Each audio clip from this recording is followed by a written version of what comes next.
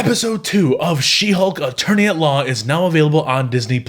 In case any of you have been living under an enormous green rage rock for the last week, this is the brand new Marvel Studios series that everyone seems to be welcoming with open arms and have absolutely no issues with, and not hating on people who didn't hate the show as well. Right? This episode continues the adventures of Jennifer Walters as she learns to cope with her newfound ability to turn into the She-Hulk. But it's a little shorter than last week's episode. On a brighter note though, I just found out a few days ago that She-Hulk's gonna be 9 episodes. I thought it was gonna be 6 like we've been used to with like Obi-Wan and all the other Marvel shows, with the exception of WandaVision that had 9 episodes, and I think it worked well for them. Like, it fleshed out the characters, it fleshed a little bit more of the story out, it kept us intrigued for all 9 episodes.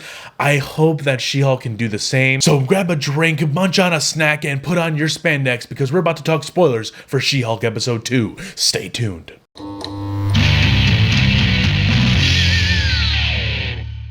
What's up, everybody? Welcome back to the Hes Project. I'm John Rodalaza, and today I'm going to be reviewing episode 2 of She-Hulk Attorney at Law. Now, this episode wasn't as compelling as the first one, in my opinion. I am in the majority, apparently, who did not hate that first episode. I thought it was fine. I actually quite enjoyed Tatiana Maslany as Jennifer Walters, She-Hulk. I really enjoy Mark Ruffalo as Hulk, even though it's not the Savage Hulk that everybody wants. I enjoy it, and I enjoy seeing them together and interacting with one another. I enjoyed the hell out of that, especially that post-credit scene that I always forget to talk about. Never bring those up until it's too late, but when they're talking about Captain America losing his virginity, that was just a funny conversation. But this episode does not have really much of any Mark Ruffalo's Hulk in it. He's just now doing his own thing. He's quite frankly on a spaceship going somewhere, and everyone's gonna think, oh my god, they're doing World War Hulk, oh my god. So yeah, I'm a little bummed that we're not getting any Tatiana Maslany and Mark Ruffalo interacting with one another in this episode. We'll probably get it later on as the show progresses, but I still like Tatiana Maslany. But now Jen has to interact with the other people in the supporting cast that are just not that interesting or compelling. While the public and people at bars are just praising her, thinking that she's all that, she then loses her job at the firm she worked at. They're just like, we don't think you're gonna work because you're just gonna be a big 6'7" green lady. You're such a distraction. So she loses her job instantly, but then this guy comes up to her in a bar. He works for his own firm, and he's offering her a job. Before she even, hears any details, she just hears, I'm offering you a job. She says, I'll take it. She shows up to work the next day, and she soon finds out that the job offering was the head of a brand new superhero division in this law firm, and she is kind of required to be in the form of She-Hulk through the duration of her workday. So I don't know why they chose that little detail, that little minute detail, because my god, this CGI is just working even less and less as the episode progresses. That whole shot when she finally turns into She-Hulk in the office and the guy's giving her the tour, oh my god, dude, it just does not look good at all. Every time she's on screen, this is a bright and daylight white building, with white walls, and every time she's on screen, it's almost like there's this darkness that's emitting from her, and it just looks so off-putting, dude.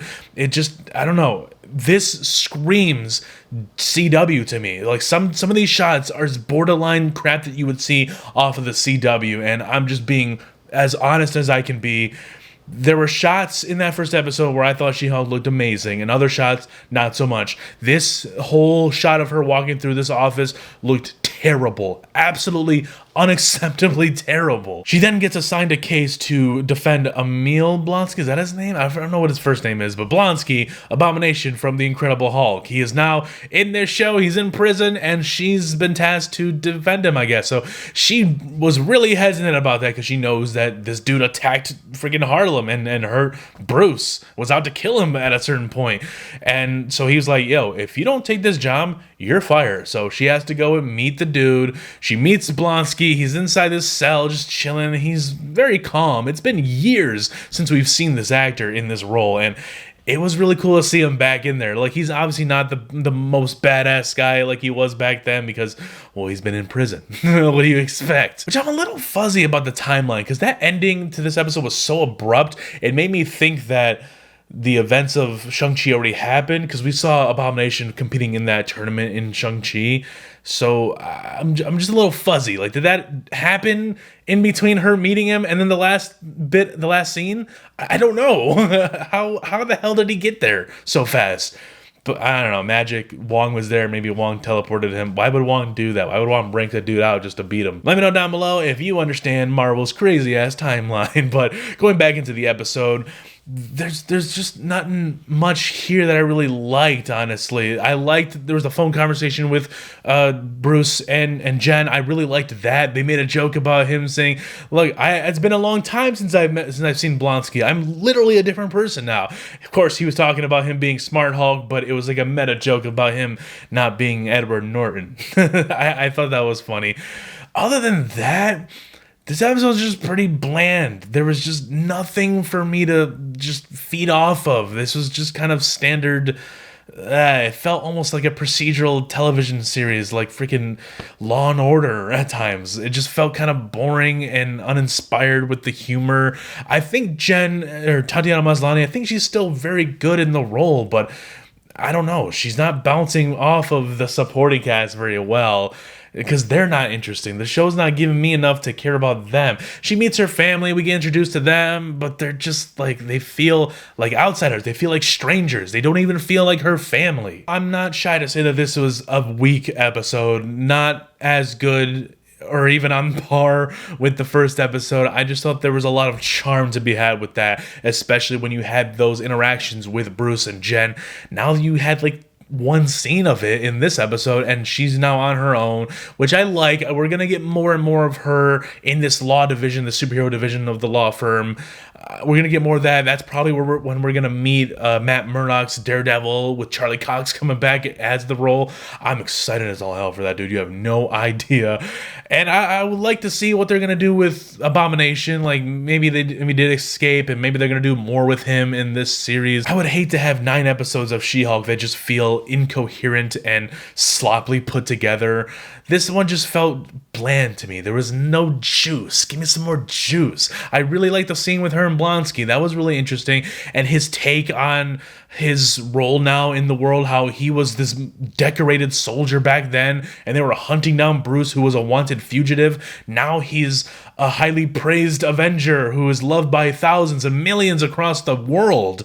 And this decorated soldier is the monster. He's the one locked up and behind bars and seen as the enemy. And it was just a real interesting take that I just never thought about. I remember that he was being promoted during The Incredible Hulk multiple times, but really they were just injecting him and using him as a lab rat, because they wanted to make their own serum to replicate the Hulk. They did. Sort of. They just, really messed it up, and it messed this guy's life up. And then that scene did make me feel bad for him. So I'm really looking forward to seeing more Blonsky. And I don't know, he'll definitely show up in like that the Thunderbolts movie that's coming out in 2 years. I'm very excited to see that Thunderbolts movie. Let me know down below if you are as well. But talk to me down below about She-Hulk episode 2. What did you think about it? Leave a like and subscribe to the channel if you're new, guys. That is going to be it for my review. I just think it was a bland episode. Hopefully next week's episode kicks it up a notch, makes it a little bit more exciting, and maybe, I don't know, do better She-Hulk CGI. I don't know what you want me to do. Jesus, man, go get Lou Ferrigno, paint him green. Like, at this point, that'll be better. Get like Lou Ferrigno's wife or something. Let's be real. All right, you nerds and nerdettes, don't forget to hit that notification bell to stay up to date on all the videos that I release on this channel, because there is more to come.